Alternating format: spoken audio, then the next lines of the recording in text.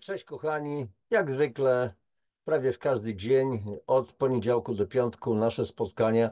Mam nadzieję, że to będzie cały czas, że się będę wyrabiał, chociaż czasami jestem w trasie. Ostatnio byłem też kilka dni, prawie cały tydzień. Znowu mi się szkoła jakiś tam wyjazd.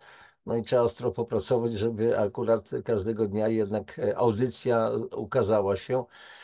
Tematów jest mnóstwo, potrzeby są szalone, tak prawdę mówiąc. Może nie każdy akurat z przeciętnych naszych obywateli, citoyen, że tak powiem, to czuje. Wy wiecie doskonale, nie przyszliście tu przypadkowo na nasz kanał, na Barwy Zdrowia. Ja też nie jestem przypadkowy. Otrzymałem tą wiedzę, którą mam, więc dzielę się ze wszystkimi. Wiadomo, że to jest wiedza akurat taka szczególna, która ma służyć naszemu zdrowiu, naszej sprawności, żebyśmy wiedzieli, jak to utrzymywać. Dzisiaj są czasy takie, jakie są, można nazwać je trudnymi. Kiedyś starożytni Rzymianie powiadali, obyś, takie było przekleństwo, obyś żył w ciekawych czasach. No i dzisiaj mamy takie bardzo dość ciekawe czasy, ale jak widzicie, ja humoru nie tracę. O czym będziemy dzisiaj w ogóle mówić? No właśnie o tej ściemie, jaką jest suplementacja. Przecież to jest niepotrzebne. Wystarczy się zdrowo odżywiać, albo prawidłowo się odżywiać, albo prawidłowo komponować swoje posiłki i tak dalej, i tak dalej. Wiecie, że jestem prześmiewcą też i robię to, co robię z taką dużą dozą czasami ironii, takiej może nieszkodliwej ironii, chociaż czasami mnie niektóre rzeczy straszliwie wkurzają. Na przykład wkurzają mnie tego typu określenia. Trzeba prawidłowo się odżywiać. A co to oznacza? Proszę mi to zdefiniować, mówię człowieku. Zdefiniuj prawidłowe odżywianie, prawidłowe komponowanie posiłków czy coś takiego. Następna sprawa, bo to często młodzi dietetycy w ten sposób się wypowiadają. Nauczeni przez starych profesorów, nie trzeba, wystarczy tylko zdrowo się odżywiać. A skąd mamy wziąć te zdrowe odżywianie? Z hipermarketu, gdzie są działy z żywnością i kilka stoi powiedzmy półek czy jakichś tam segmentów ze zdrową żywnością. To jeżeli tu jest zdrowa żywność, to też nie jest do końca prawda, to co z całą resztą? No więc gdzie jest ściema? W tym, że należy organizmy dożywiać, należy organizmy nasze dzisiejsze oczyszczać z toksyn, a skąd się biorą toksyny? No wiemy doskonale skąd się biorą. Przede wszystkim z jedzenia. Ja dzisiaj znowu będę o tym mówił, że wtłaczamy w siebie kilkaset kilogramów jedzenia corocznie, a to jedzenie wcale nie musi być ani pokarmem, ani pożywieniem, ani posiłkiem w ogóle. Co w nim jest? Im dłużej to leży na półce, to czym musi zawierać więcej konserwantów, bo inaczej nie wytrzymałoby. Co nam się serwuje? Z kilograma mięsa robi się kilo 60, kilo 80, 2 kilogramy. Tak przypadkowo, stoliczku nakryj się. A co na polach? Strajki rolników. Jestem za rolnictwem, przecież sam kiedyś pracowałem w rolniczej szkole, wiem o co chodzi, ale jeżeli wielu rolników mówi o tym, że my, polscy rolnicy, produkujemy zdrową żywność, to ja mam krótkie pytanie. A pestycydy stosujecie? A Roundup do desykacji na przykład tylko rzepaku stosujecie? To jaka to jest zdrowa żywność? A ma sąsiada, który ma pszczółki i wtedy, kiedy rzepak dojrzewa ewentualnie, znaczy dojrzewa, no jest w fazie kwitnienia i ci pszczelarze wywożą gdzieś tam po prostu pszczoły, żeby te pszczółki produkowały miód rzepakowy, to czy ty uprzedzisz tego pszczelarza znajomego, może sąsiada, o tym, że dzisiaj będzie stosował oprysk, nie wypuszczaj pszczół? I są tragedie w domach pszczelich, w ulach. Pytania, problemy. Jest o czym rozmawiać. To nie chodzi o to, żeby komuś za wszelką cenę przykorbić i tak dalej. Ja nie chcę nikomu przykarbiać, tylko rodzą się pytania. I mamy prawo je zadawać, czy też nie. Zwłaszcza tym, którzy tak gardłują wszędzie. I w Sejmie, i na drogach, i w domach, i wszędzie media. Czasami to są media. O tym, jak to prawidłowo wszystko jest, jak to pouczają, jak to dbają o nasze zdrowie i tak dalej, i tak dalej. To dlaczego jest tak źle, jeżeli ma być tak dobrze? Niedługo mam taką wielką ochotę przygotować audycję na temat jedzenia szczypiorku. Pewnie się już niektórzy z Was domyślają, o co chodzi. Nazwę to szczypiorkiem ze śmietaną. Między innymi jak to jest, że ledwie się rodzi dziecko i już taki specjalny kucharz w białym kitlu albo może w jakimś sidlu innym karmi ledwie narodzone dziecko szczypiorkiem ze śmietanką. A to dziecko jeszcze nie powinno takich potraw jeść. Oczywiście, jeszcze to jeszcze raz powtarzam, jest to pewna wielka metaforka. Dobrze, ale przechodźmy do tematu, bo będę trochę przynudzał może. Więc kochani, suplementacja odżywiania jest nieodzowna. Czy się to komuś podoba, czy się nie podoba, czy ma inne zdanie, czy też nie. Ja mam takie zdanie, bo od wielu lat się przekonuję na sobie. Nie tylko na sobie, na tych wszystkich ludziach, z którymi mam do czynienia, którzy, że tak powiem, zetknęli się ze mną lub z ludźmi, z którymi współpracuję i z którymi wspólnie robimy ten nasz kompleksowy program zdrowia, zresztą opracowany przez lekarzy i który jest oparty o suplementację, o suplementy bardzo wysokiej jakości. I jeżeli mamy nawet w naszym kręgu lekarzy, którzy dzięki temu powychodzili z różnych bardzo ciężkich problemów, między innymi znam bardzo znanego lekarza, w tej chwili nie będę wymieniał jego nazwiska, nie mogę, który się pozbył 16-letniej dny moczanowej, który pozbył się nadciśnienia, który pozbył się otyłości brzusznej i paru innych rzeczy. No to co? Skutkuje czy nie skutkuje? Czy to jest tylko taki jakiś przypadek?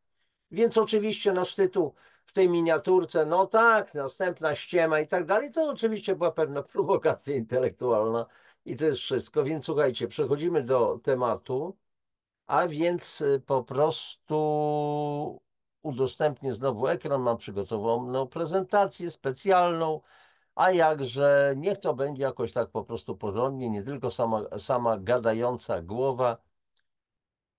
A więc w ramach rodzinnej strefy zdrowia, wiedza, jak najwięcej wiedzy i każdy z nas niech podejmuje decyzję we własnym zakresie, co dalej będzie. A więc kochani, dlaczego suplementacja odżywiania? Dlaczego jest to takie niezbędne, wręcz nieodzowne dzisiaj? Czy dla wszystkich nieodzowne? Czy wszyscy muszą to mieć? Nie, absolutnie. Najpierw musi każdego z nas na to stać mentalnie. Niekoniecznie tylko finansowo. No ale pytanie, co ma zasadniczy wpływ na zdrowie człowieka? Już niczego nie odkryję, bo to doskonale znacie. Że styl życia, czyli nieprawidłowe odżywianie. Literatura medyczna uznaje ponad 70 różnych chorób jako choroby powstałe na skutek nieprawidłowego odżywiania. Dalej, brak ruchu, a więc problemy z układem krążenia i niedotlenienie, udogodnienia cywilizacyjne. Łatwiej nie znaczy lepiej.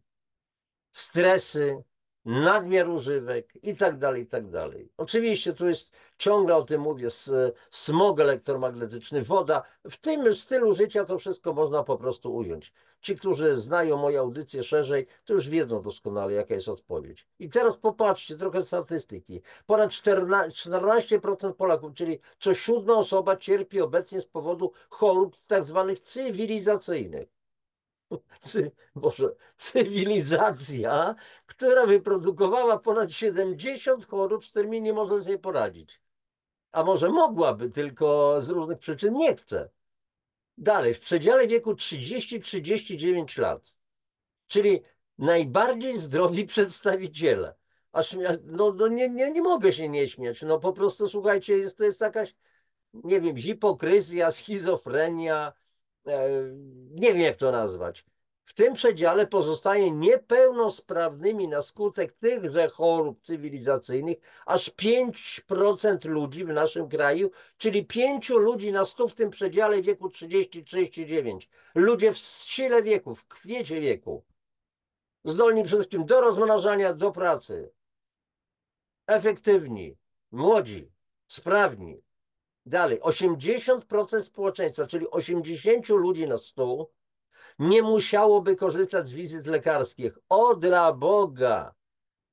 Znieść tego Dąbrowskiego, bo on proponuje coś, co razem z wami oczywiście, kochani, bo wielu z was myśli podobnie jak ja. A więc jak to? To my się mamy pozbyć klientów? Klientów, nie pacjentów, klientów? A więc 80% społeczeństwa nie musiałoby korzystać z wizyt lekarskich tylko dzięki lepszemu, to jest racjonalnemu odżywianiu się. I znowu tutaj oczywiście trzeba to słowo racjonalne odżywianie trzeba zidentyfikować, trzeba po prostu podać definicję tego określenia i tak dalej. No cały czas to robimy w naszych audycjach. Prawie 75 zgonów na świecie jest spowodowanych złym odżywianiem i zaburzeniami przemiany materii. Jak mówi profesor Zbigniew Wronkowski, swego czasu prezes Polskiego Komitetu Zwalczania Raka, nie wiem, czy akurat nadal jest pan profesor tym prezesem, ale nieważne. Swego czasu mówił, aż 35% przypadków raka ma swój początek w nieodpowiednim żywieniu i piciu. Profesor Stefan Bauer, co prawda ma inne nazwisko nieco, ale to takie nazwisko przyjęte dla zachodnich odbiorców. To jest polski immunotoksykolog, wykładowca na Uniwersytecie Quebec w Kanadzie. Złe nawyki żywieniowe są 10-krotnie ważniejszym czynnikiem ryzyka nowotworu niż wszystko inne. Złe nawyki żywieniowe. I teraz, jeżeli uwzględnimy, ja już w kilku audycjach o tym mówiłem, jeśli nasz organizm jest zbudowany z około 70 do 100 bilionów komórek, inne źródła podają 32, 38 bilionów, nieistotne. Rząd wielkości tutaj jednak jakiś prawdopodobny jest. To trzeba wiedzieć, że jesteśmy tak zdrowi, jak zdrowa jest każda nasza pojedyncza komórka. A zdrowie komórki zależy od jej sprawności. I co to znaczy, że komórka jest sprawna? Otóż znaczy to, że prawidłowo funkcjonuje. A prawidłowo funkcjonuje między innymi wówczas, kiedy wiemy, że ta komórka odznacza się prawidłową tak zwaną elektrostazą, czyli na jej błonie komórkowej, to jest błona komórkowa, tu jest jądro komórkowe, ja tak symbolicznie, mitochondria komórkowe, czyli centra energetyczne komórki. I jeszcze raz powtarzam, błona komórkowa, która jest mózgiem komórki, nie jądro komórkowe, tylko błona komórkowa. Tam się odbywa analiza, może coś wejść do komórki, czy też nie, dobre czy niedobre, służy komórce, czy nie służy komórce i tak dalej. To, żeby ta komórka prawidłowo pracowała, to musi mieć na tej błonie komórkowej odpowiedni potencjał. 70-90 mV napięcie błonowe. To jest mierzalne. Jeżeli to napięcie spada na przykład do 20 mV, to wiadomo, że występują nowotwory.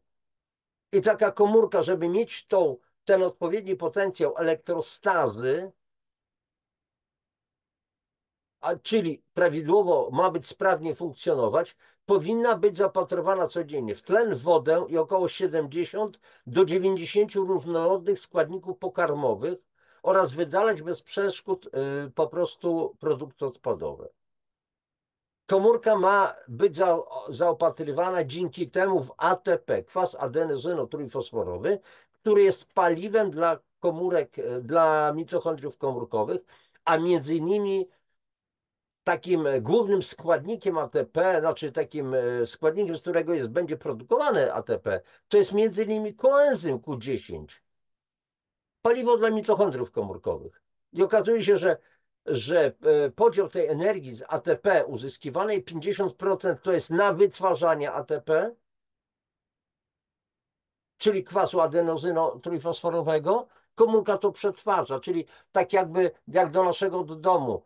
Kupujemy mąkę, kupujemy jakieś inne produkty i dopiero z tego wytwarzamy sobie produkty. A więc na przykład kupiliśmy mąkę, kupiliśmy pierogi, mięso, kupiliśmy cebulkę, olej, coś tam innego i dopiero z mąki robimy ciasto, mięso ewentualnie ugotujemy z warzywkami, zmielimy, przygotujemy farsz, robimy z tego pierożki, z cebulki, cebulkę siekamy, podsmażamy na oleju, gotujemy pierożki i tak dalej i jemy. I to jest nasze ATP. Oczywiście jest to pewna metafora, żeby nikt nie wziął dosłownie, bo czasami się zdarzają, na pewno nie wy słuchający, ale czasami ktoś obcy, znaczy no z daleka po raz pierwszy i powie wówczas, że Dąbrowski, przestań, przestań ty pieprzyć te farmazony, bo miałem taki kiedyś, nie tak dawno taki komentarz. Przestań pieprzyć farmazony. Nie przestanę, absolutnie. Absolutnie. Nie ma mowy o tym, żebym przestał pieprzyć. Natomiast 50% idzie na utrzymanie tego potencjału błonowego i ta komórka przy pomocy tak zwanych pomp jonowych wprowadza do swojego wnętrza różnego rodzaju składniki i jednocześnie wydala produkty odpadowe. Wtedy będzie prawidłowo funkcjonować, będzie sprawna. Ale te komórki nie są sprawne. A dlaczego? Dlatego, że w polskich rodzinach dieta jest wybitnie niedoborowa.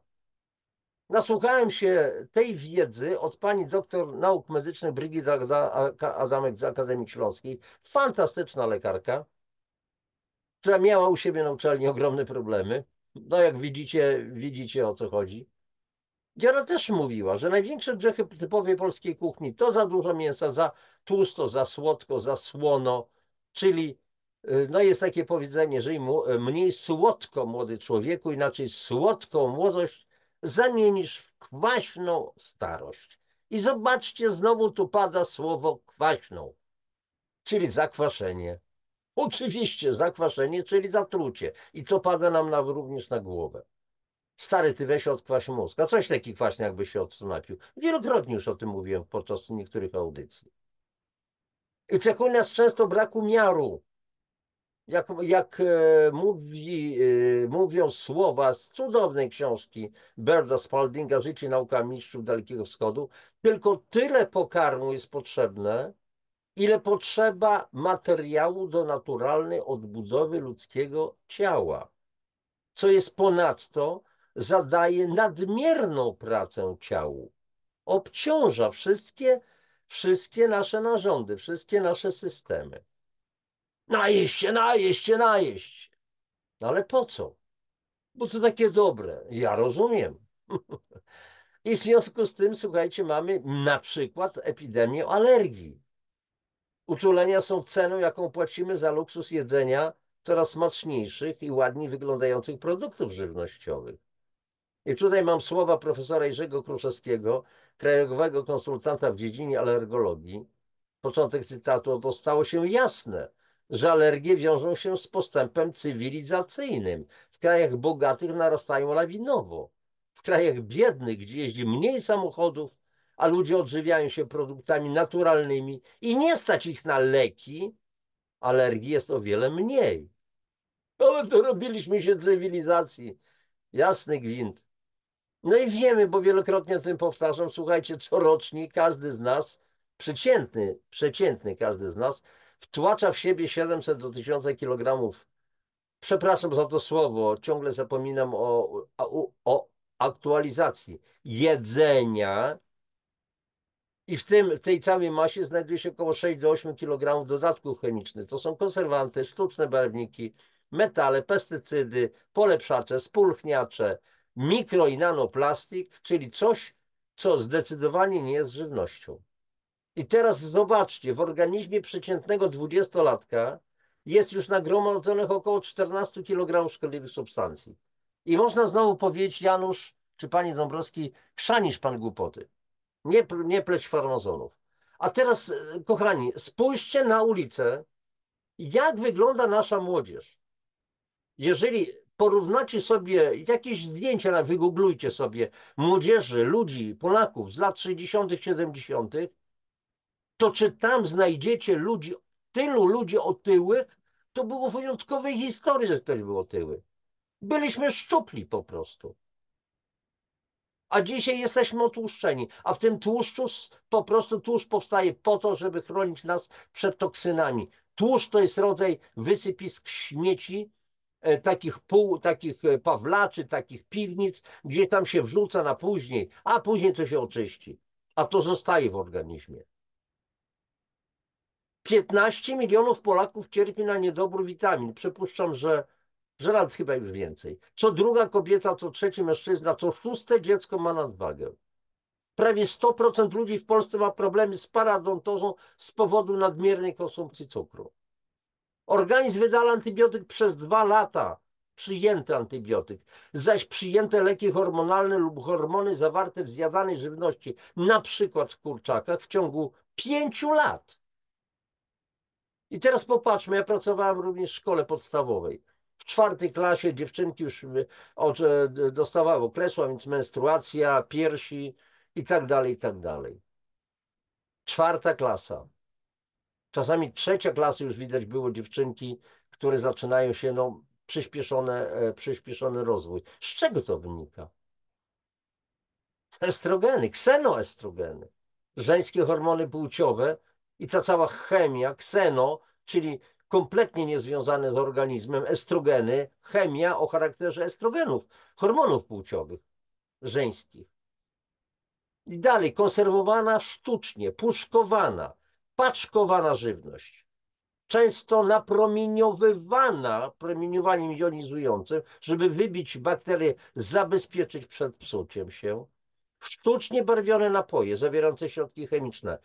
Wszystkie te energetyki na przykład. Typowe słodkie napoje. Inne jedzenie nasycone przez producentów bez umiaru cukrem, a cukier sztucznie zwiększa apetyt, przyczyniają się do powstawania skłonności do irytacji, wzrostu negatywnych emocji, niekontrolowanych myśli, depresji. Przecież mamy prawdziwą pandemię depresji. Jest moja audycja Deprecha. Tak na miniaturce tam po prostu pisze Deprecha. Myśli samobójcze.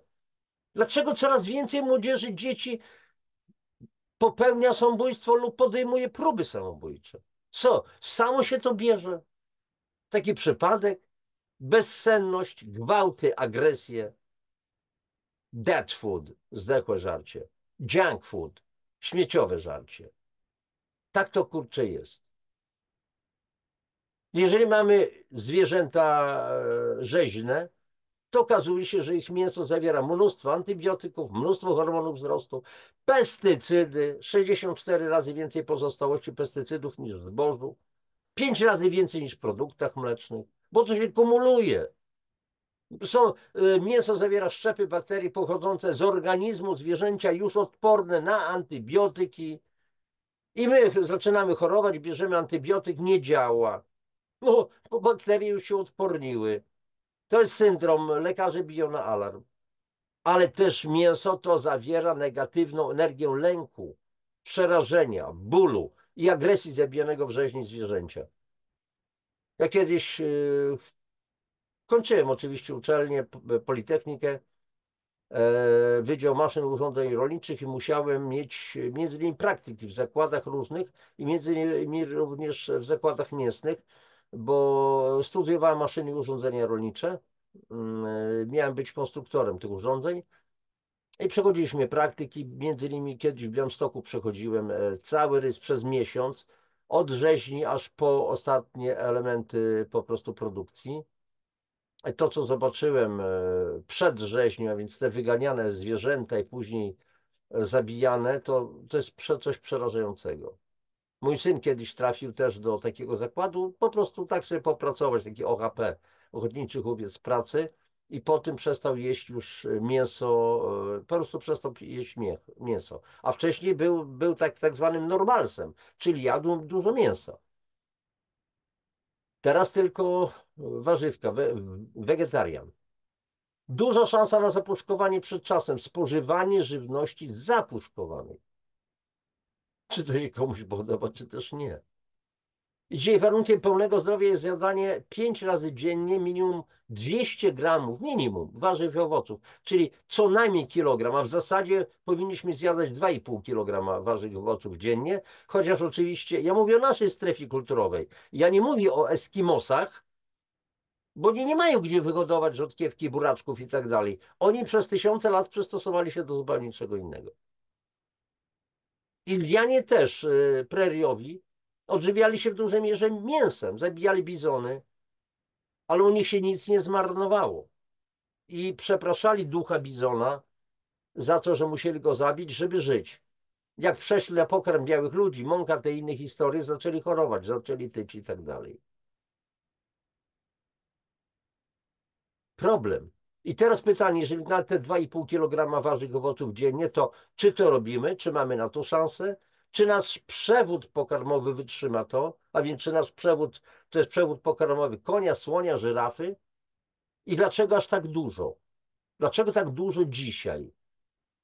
Będziemy jeszcze o tym mówić. I teraz popatrzcie, nasze nawyki żywieniowe są kształtowane między innymi przez reklamy.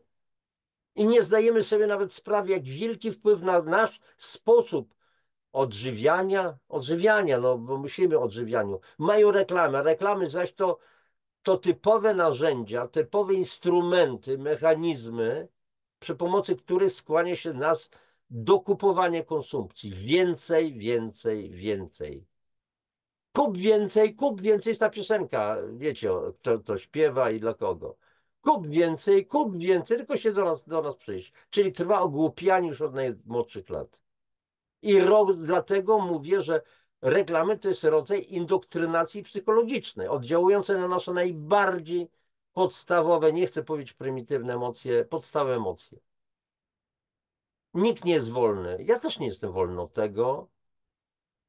Z tym, że już mając jakiś ogląd, ja patrzę na to wszystko już z takim przymrużeniem oka, czasami się łapie. Nie ma kogoś takiego, kto byłby na 100% odporny. Nie wierzę w to. I teraz przyjrzyjmy się przemysłowi, jak on działa w sferze produkcji żywności. Tu będzie cytat. Człowiek usiłuje ciągle przechytrzyć przyrodę i doprowadzić do tego, aby z najmniejszego areału powierzchni uzyskiwać możliwie największe zbiory i jak najtaniej produkować żywność. W naszym systemie ekonomicznym przemysł ma znacznie wyższą rangę i cieszy się większym szacunkiem niż produkcja żywności. Oczywiście, jeżeli porównamy, przepraszam, tutaj przerwę w cytacie, jedzenie na stole zdrowe, żywe i telewizor, to wybierzemy telewizor. Będziemy oszczędzać na telewizor. Albo jakiś na inny jakiś sprzęt elektroniczny, jakieś elektroniczne cudenka. Ale zdrowe odżywianie odsuniemy. Nie przeznaczymy pieniędzy na suple. Absolutnie. Znaczy dalej cytat. Dzięki temu przemysł jest skłonny realizować swoje interesy kosztem rolnictwa i utrzymywania cen żywności na niskim poziomie, aby możliwie dużo siły nabywczej ludności pozostawało na towary przemysłowe. I do czego my dochodzimy? Do tego, że państwa, władze muszą dopłacać do areału, do hektara. A po co dopłacać? Dajcie rolnikom normalne ceny. Niech to będzie normalna gospodarka. Można byłoby? Można byłoby.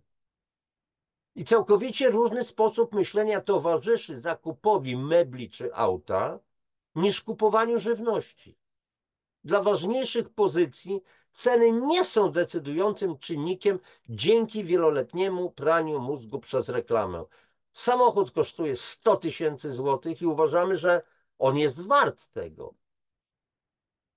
A kończy się rok i styczeń, luty, okazuje się, że 20-30 tysięcy taniej można o tyle można ten samochód kupić.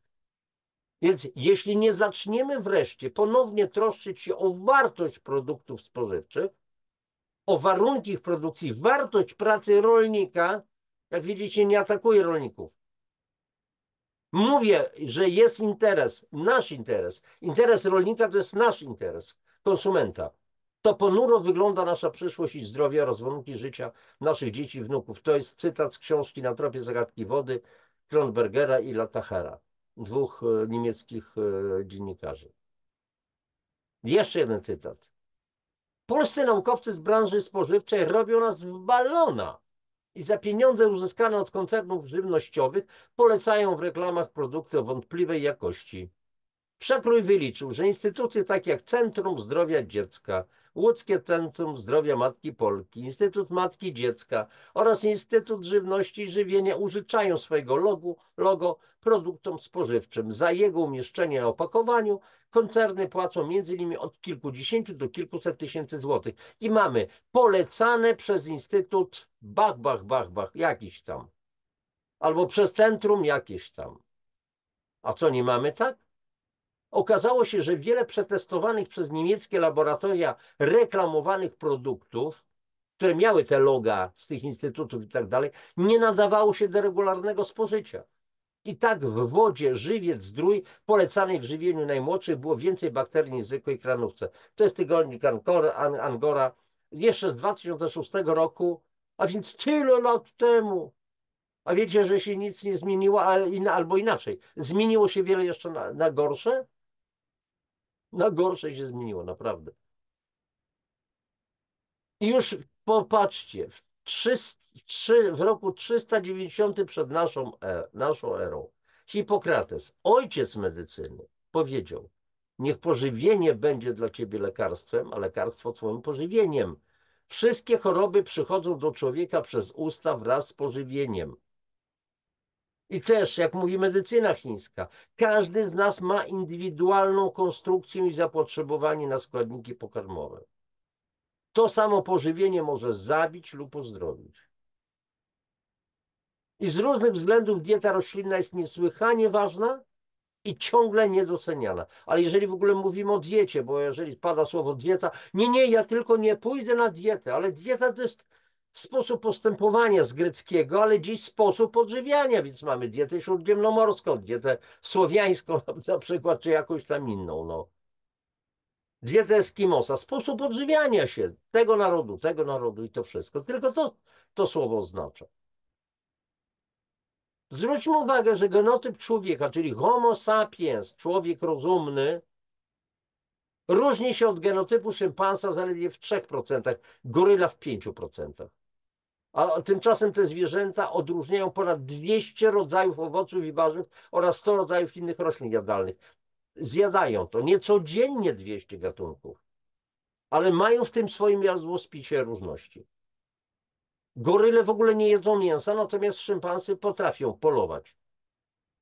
Ale mięso jedzą rzadko. Surowo oczywiście.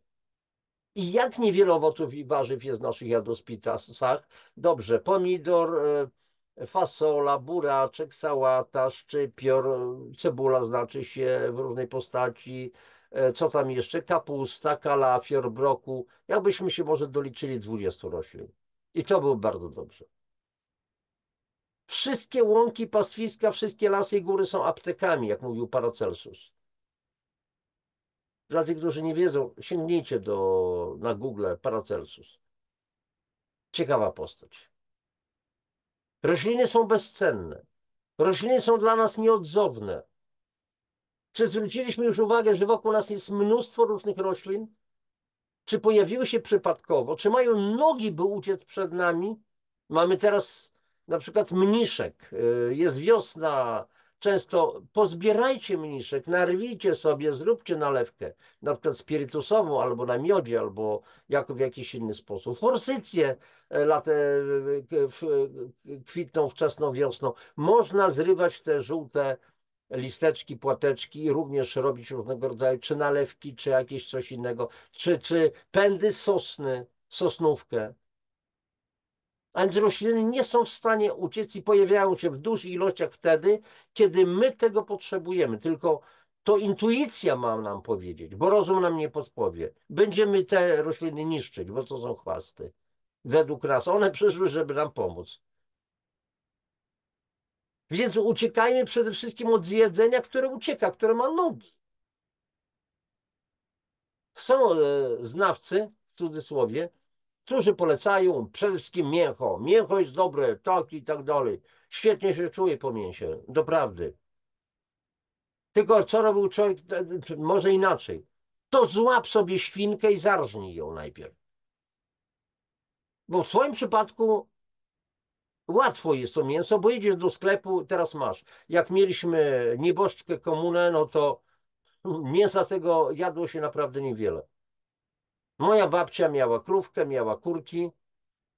Jak się zjawiała rodzina, raz na jakiś czas w niedzielę, było kilkanaście osób, to potrafiła zarżnąć kurkę i obdzielić. Był rosół, obdzielić trochę ziemniaków, odrobinkę tego mięska, rzodkiew ewentualnie, ze śmietaną. Uwielbialiśmy to. I to było jedzenie. A mięsa się prawie w ogóle nie jadło. Naprawdę niewiele.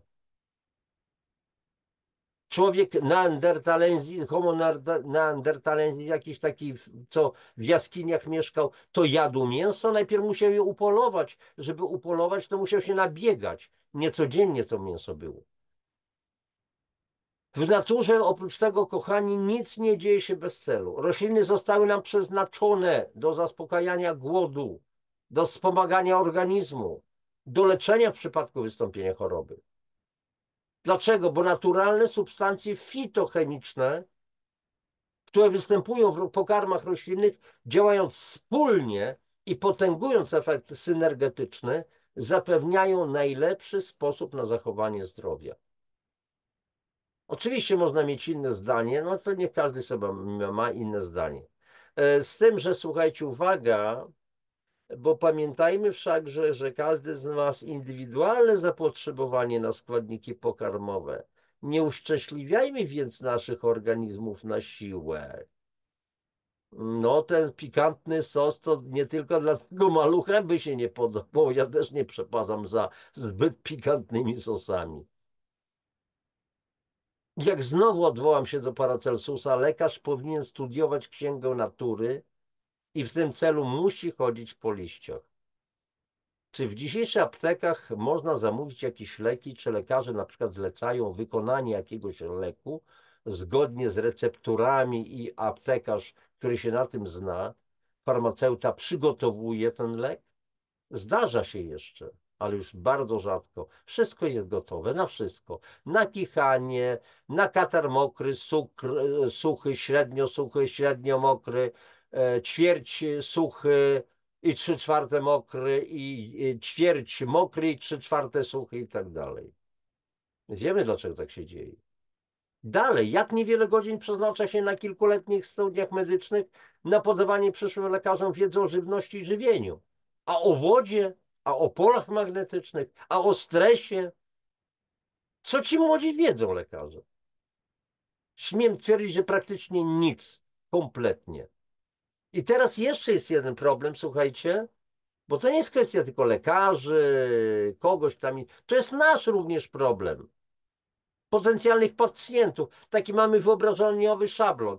Jakie byłyby odczucia większości pacjentów cierpiących na chroniczne schorzenia, gdyby zamiast wkładać ich do maszyny stanowiącej najnowsze osiągnięcia techniki kosztującej miliony dolarów, lekarz ordynowałby spożywanie jarmużu lub siemienia lnianego. To jest cytat z Nieznanego Świata. Mamy jakiś tam tomograf, 600 000 euro cena. O, tak, ja chcę po tomograf. A lekarz mówi, ale jedz jarmuż, pij siemię lniane, jedz warzywa. Kretyn, idiota. Ja chcę do maszyny, niech mnie zbadają. I dadzą cudowną pigułkę. Kochanie, tak nie jest? Może ktoś powiedzieć, że to są niesprawiedliwe słowa. Są sprawiedliwe. Często jesteśmy głupcami. Naprawdę jesteśmy głupcami. Więc ja nie chcę nikogo urażać, uchowaj Boże, tylko mówię o stanie naszej mentality, no, naszej mentalności. Tutaj następny problem, przemysł farmaceutyczny, który wywiera kolosalny wpływ na całe rządy, na lekarzy, światowe organizacje zajmujące się problematyką i zdrowia, i żywności. I tutaj jako ilustrację podam, że to już było dawno, prawie 20 lat temu, 4 lipca 2005 roku odbyła się w Rzymie 28. sesja pełnej Komisji Kodeksu Żywnościowego, tak zwany Codex Alimentarius.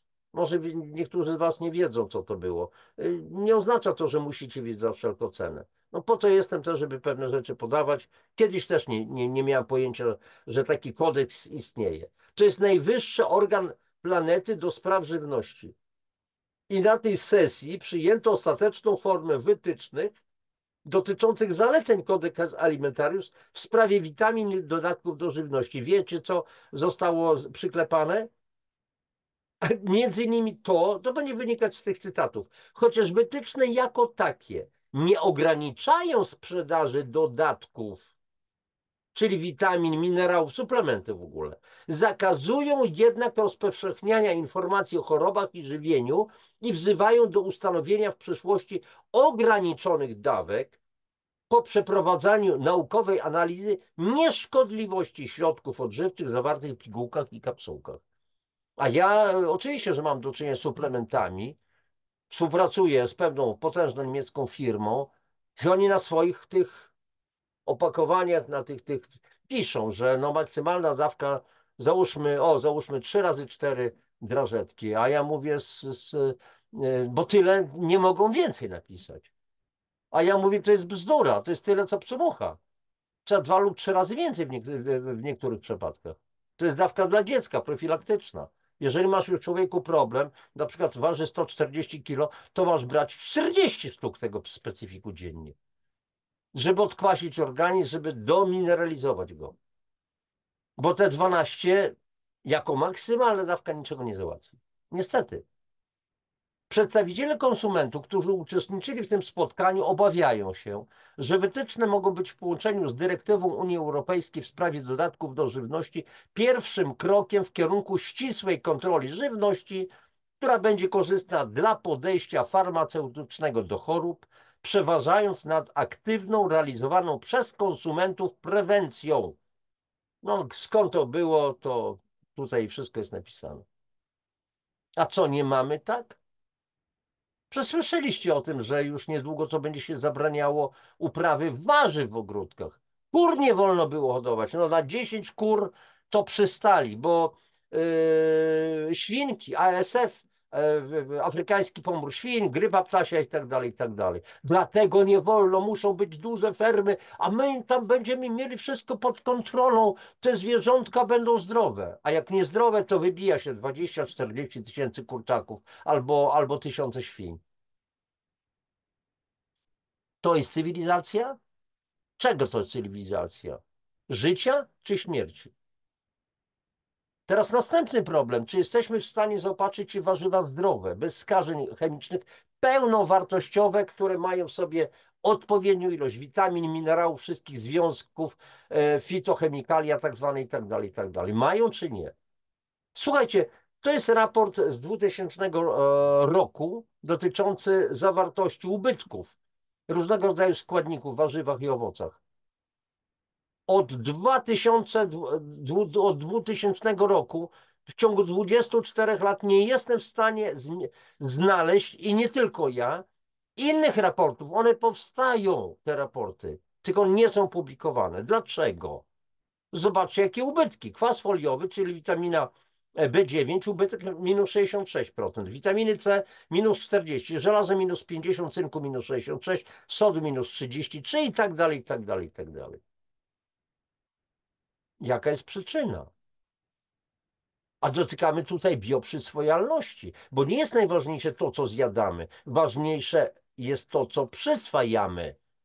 Jak to się mówi, Bóg stworzył pokarm, ale diabeł stworzył kucharza. No, oczywiście żartobliwie, ale jest tutaj pewna mądrość. I teraz posłuchajcie, optymalne zaopatrzenie ustroju naszych organizmów w składniki odżywcze utrudniają czynniki ryzyka, więc palenie, picie alkoholu, leki, zanieczyszczenie środowiska, stres i te przyczyny można byłoby po prostu mnożyć. Ale jeżeli mamy niedobory w odżywianiu, to jakie są tego przyczyny? A przyczyny są bardzo proste. Słuchajcie, to jest intensywna gospodarka w rolnictwie z zastosowaniem sztucznych nawozów i pestycydów w uprawie roślin oraz hormonów i antybiotyków w hodowli zwierząt. To ma szybko rosnąć. Więc my tutaj nawozu, hormonów, antybiotyków, wszystko pięknie, ładnie. Wszystko puchnie. Ale czy ta roślina ma wszystko, co potrzeba? Dalej, intensywne monokulturowe uprawy ograniczające ilość składników odżywczych w żywności, zbiór niedojrzałych jeszcze owoców i warzyw, czyli dojrzewanie w dojrzewalniach.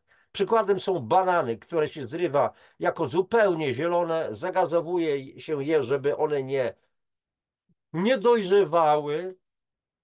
A kiedy może ten banan dojrzeć, jabłko czy coś? W promieniach słońca, czyli generalnie powinniśmy zjadać produkty pochodzące z naszej strefy klimatycznej.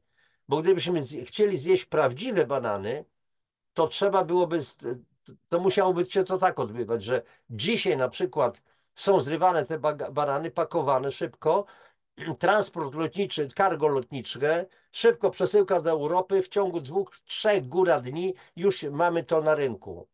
Są takie banany, oczywiście są inne owoce, ale są drogie niesamowicie, ze zrozumiałych względów. Jest zielone, które nie są jeszcze dojrzałe, które nie wykształciły żadnych witamin, owoców, cukrów, tyle tego, ile potrzeba. Dalej, konserwowanie, czyli konserwanty, napromieniowanie żywności, bo to chodzi o dłuższe okresy przechowywania. Produkty rafinowane, pozbawione naturalnych wartości odżywczych, czyli mamy białą mąkę, cukier, biały ryż, długie przechowywanie, niewłaściwe przygotowanie do bezpośredniego spożycia. Produkcja żywności transgenicznej, czyli zmutowanej, czyli GMO. To są podstawowe przyczyny powstawania niedoboru w odżywianiu, czyli braki minerałów, braki witamin, braki polifenoli, flawonoidów itd., itd.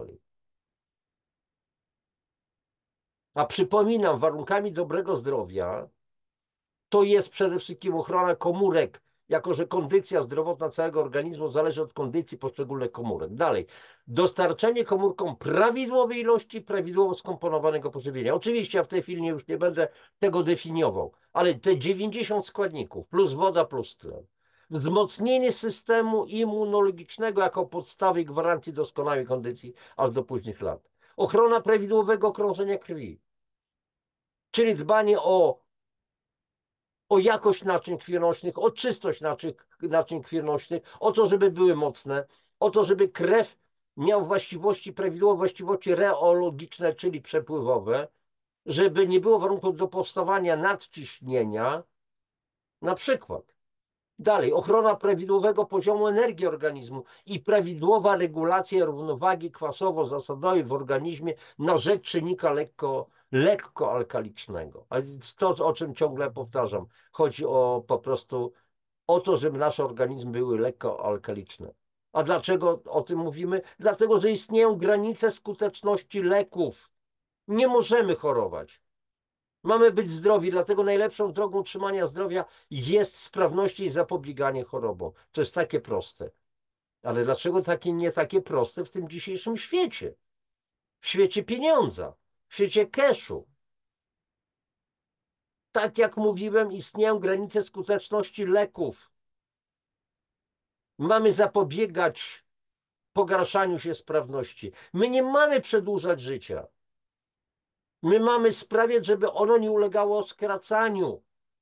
I pytanie, jak o to zadbać?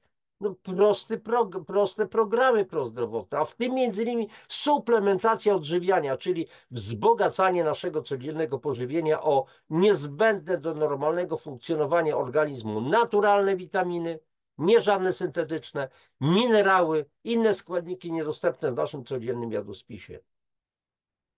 Znowu posłużę się cytatem doktor nauk medycznych Brygida Adamek. Jedyna dziś rozsądna alternatywa dla niedoborów pokarmowych organizmu to suplementacja. Czy do wszystkich to dotrze? Nie. Niech dotrze do 5%, do 5 ludzi na 100, którzy będą słuchali i którzy zastosują odpowiednie systemy, to już będzie dobrze. Ale na co pozwala nam dożywianie organizmu suplementami pokarmowymi? Popatrzcie, przede wszystkim skuteczne odtruwanie organizmu z toksyn i pozostałości po antybiotykach. Zapewnienie odpowiedniego poziomu jakości flory bakteryjnej, jelitowej i żołądkowej. Poprawa przemiany materii, ochrona organów trawiennych, skuteczne oczyszczanie kosmuków jelitowych, czyli powierzchnia wchłaniania. Regeneracja wątroby, przemarsz z kości. Wzmocnienie perystaltyki jelit. Leczenie wrzodów przewodu pokarmowego i zwiększenie przyswajania spożywanych produktów. Zwiększenie zdolności wchłaniania wapnia, co jest ważne w osteopenii i w osteoporozie. Bardzo skuteczne wzmocnienie systemu odpornościowego, a więc chodzi o ochronę organizmu przed wolnymi rodnikami. Ułagodzenie stanów zmęczenia, niepokoju, nadpobudliwości nerwowej, a nawet depresji. Silne działanie antynowotworowe dzięki fitoskładnikom. Usuwanie nieprzyjemnego oddechu z ust, przykrego zapachu potu, usuwanie trądziku i innych zmian na skórze, regulowanie procesów wydalniczych poprzez likwidację wzdęć brzucha, biegunek i zaparć, chociaż tutaj na początku mogą tego typu rzeczy występować, dlatego że organizm się przestawia. To jest tak zwany kryzys ozdrowieńczy, objawy kryzysu ozdrowieńczego. Dalej, zapobieganie bolesnym skurczom brzucha, infekcjom pęcherza moczowego, korzystny wpływ na regularność cyklu miesięcznego, poprawa krążenia krwi i zapobieganie bolesnym skurczom mięśni, zmniejszenie zapotrzebowania na insulinę, obniżanie poziomu cholesterolu, łagodzenie licznych bólów, ochrona przed powstawaniem żylaków, przezwyciężanie niewielkiego głodu. Tak tą listę można byłoby po prostu jeszcze rozszerzyć bardziej. Masa ludzi powychodziła z różnego rodzaju problemów, z cukrzycy typu 2 zwłaszcza, ale mamy bardzo dobre rezultaty, jeżeli chodzi o cukrzycę typu 1. Regeneruje się trzustka, bo w cukrzyca typu 1 trzustka nie wytwarza insuliny. Nowotwory, dna moczanowa, RZS, reumatoidalne zapalenia stawów i wiele, wiele innych, łuszczyca. Z tym można sobie poradzić. No więc czy warto zacząć zmieniać swoje dotychczasowe przyzwyczajenia dietetyczne? Ja nieraz powtarzam, jedzenie może być przyjemnością, ale odżywianie jest koniecznością. I to niedożywienie centralnego układu nerwowego w nieunikniony sposób prowadzi do poważnych problemów fizycznych i psychicznych, wobec których medycyna akademicka jest bezradna. Co oni nam oferują? Pigułkę? Z pełnym szacunkiem dla lekarzy. No jeżeli złamię nogę, no to nie będę się leczył suplementami, tylko chirurg mnie ma złożyć. Jeżeli mam niedosłuch, bo coś się stało, no to pójdę do lekarza, być może trzeba korek, woskowinę usunąć i tak dalej. Oczywiste, że lekarze są potrzebni. Natomiast trzeba zmienić swój sposób myślenia. Wiecie o tym doskonale. Wy wiecie doskonale o tym. Macie ogromną świadomość. I wiecie dlatego, że dieta ma wpływ na intelekt, na pamięć i osobowość. W jednej z audycji o tym mówiłem. Chodziło zwłaszcza o dzieci, o dożywianie dzieci. Że nawet jeżeli dzieci mają tak silne niedobory, że mają upośledzenie umysłowe, to można te IQ, czyli podnieść iloraz inteligencji, zwiększyć po prostu, polepszyć pracę mózgu, całego układu nerwowego. A więc przypomnienie, warunki dobrego zdrowia, ochrona komórek, dożywienie komórek, wzmocnienie układu odpornościowego, ochrona prawidłowego krążenia krwi, ochrona poziomu energii organizmu, prawidłowa regulacja równowagi kwasowo-zasadowej w organizmie. To, słuchajcie, można osiągnąć przy pomocy odpowiedniej, kompleksowej suplementacji. Nie takiej przypadkowej, trochę tego, trochę tamtego, siamtego. Zresztą ja mówię o tych wielu sprawach, słuchajcie, w moich tych po prostu książkach. Sporo tego było dzisiaj, kochani, dość długie nagranie, nawet nie wiem ile w tej chwili to czasu zajęło, ale jak widzicie, no staram się to robić tak, żeby to miało ręce naprawdę i nogi, żebym tylko nie był gadającą zwyczajną głową, tylko żebyście mogli nawet zatrzymać slajd, coś tam może przepisać, coś tam przemyśleć i tak dalej. W moim świecie to wszystko tak funkcjonuje. Niedawno zamieściłem taki wywiad ze mną, który był robiony podczas jednej z konferencji zdrowia i współpracy w Radomsku, konferencji organizowanych przez panią Gabrielę Kuklę, gdzie ona po prostu pytała, czy ja to stosuję. Ależ oczywiście, że stosuję od ponad 12 lat. I moja mama również, która w tym roku kończy 93 lata, też to stosuje. Codzienną suplementację odżywiania. Nie może być inaczej. Dodatkowo ja jeszcze ćwiczę. Jeszcze chyba 2 czy 3 lata temu, to moja mama też robiła takie proste ćwiczenia. Zrobiłem takie linki, ona tam po prostu sobie ciągała. Potrafiła 20-30 przysiadów chwycić się za brzozę i pełny przysiad i wstawanie. Potrafiła to robić. Dziś już tego nie robi. Nie daje rady. Ale to są 93 lata, ale jeszcze chodzi, jest pełnosprawna umysłowo i tak dalej. Natomiast cały czas ćwiczę, przynajmniej pół godziny dziennie, ostro, wiem jak sobie dogodzić pod tym względem, a więc trzeba po prostu o siebie dbać. No, nie oznacza to, że jestem jakimś wzorem. Też popełniam grzechy i grzeszki różnego rodzaju, na przykład lubię lody. Więc czasami sobie pozwalam na to, a dlaczego by nie? Nieraz mówię, że gdyby nam nic nie wolno było na P, to po co żyć? Popić, pojeść, jeszcze parę innych ciekawych historii i tyle. No, bez sensu to byłoby. Po co żyjemy? Tylko chodzi o to, żeby nie przesadzać z tym wszystkim, żeby nie codziennie, nie pić po 5 kaw dziennie, czy nie zjadać codziennie kilograma lodów. No, byłaby bzdura. Raz sobie w tygodniu można sobie pozwolić, powiedzmy, i tyle. Kochani, tyle na dzisiaj. I tak wam zająłem dużo czasu. Słuchajcie, no i prośba taka, jak zwykle, jeżeli ta audycja wam się podobała, jeżeli uważacie, że jest to sensowne, co mówię, że jest się nad czym zastanowić, to poproszę o wasze dobre reakcje, o lajki, o subskrypcje. Oczywiście tych, którzy jeszcze nie zasubskrybowali, o fajne jakieś komentarze rozwijające, a czasami nawet wystarczy dziękuję, fajnie jest taki przekaz informacyjny, o dzielenie się tymi linkami, mówcie swoim znajomym, że słuchajcie, jest rozwiązanie wielu ich problemów. Można. Jestem w razie czego do dyspozycji, jeżeli chodzi o informacje. Bardzo chętnie zawsze każdemu pomagam, jeżeli chodzi o jakieś konsultacje, jakiś przekaz informacyjny, czyli wskazanie, jak można czym co i co załatwić. Trzymajcie się, najlepszości dla Was życzę. Wypadki.